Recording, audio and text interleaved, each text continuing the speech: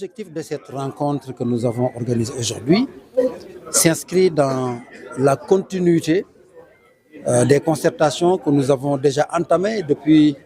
le 4 décembre 2025 suite aux instructions de M. le Premier ministre à l'occasion du Conseil interministériel du 11 avril 2025 où nous avait instruit d'initier ces rencontres avec toute la communauté du Hajj pour discuter des problèmes majeurs du Hajj. Donc la première thématique dont nous avons discuté était relative à la gestion des agréments et des quotas. Une rencontre extrêmement productive qui nous a valu un cahier de charges nouveau que nous avons soumis à l'attention des autorités.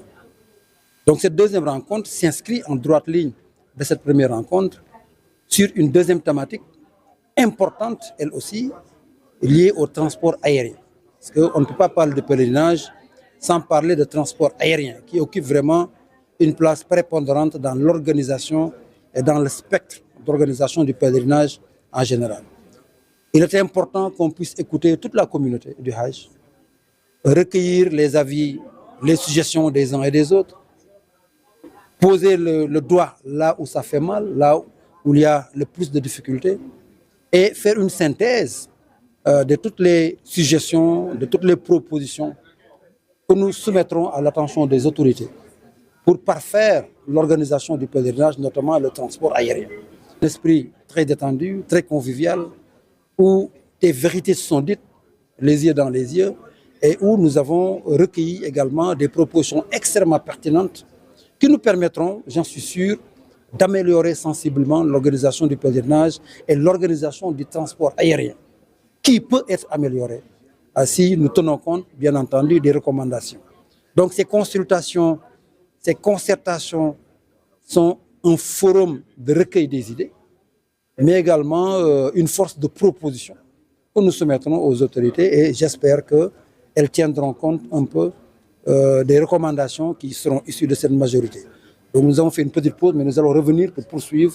effectivement et j'espère qu'à l'issue de cette rencontre, nous pourrons avoir des propositions extrêmement pertinentes qui pourront faire avancer la réflexion en cours sur comment améliorer le transport aérien. En marge de ces consultations, nous allons lancer le pèlerinage 2027, comme vous le savez. Les autorités saoudiennes ont déjà remis au Sénégal le programme officiel du Hajj avec des dates très rapprochées, avec un échéancier très contraint. Donc il nous appartient tout de suite d'alerter la communauté du Hajj pour leur dire que le Hajj est ouvert et que nous devons tout faire pour très rapidement commencer les inscriptions, faire une campagne de médiatisation extrêmement poussée pour que les Sénégalais puissent comprendre que le Hajj a changé, les délais ont changé et qu'il nous faut nous adapter aux nouvelles exigences saoudiennes, notamment en matière de respect des exigences de date et des deadlines qui sont fixées pour ce calendrier-là.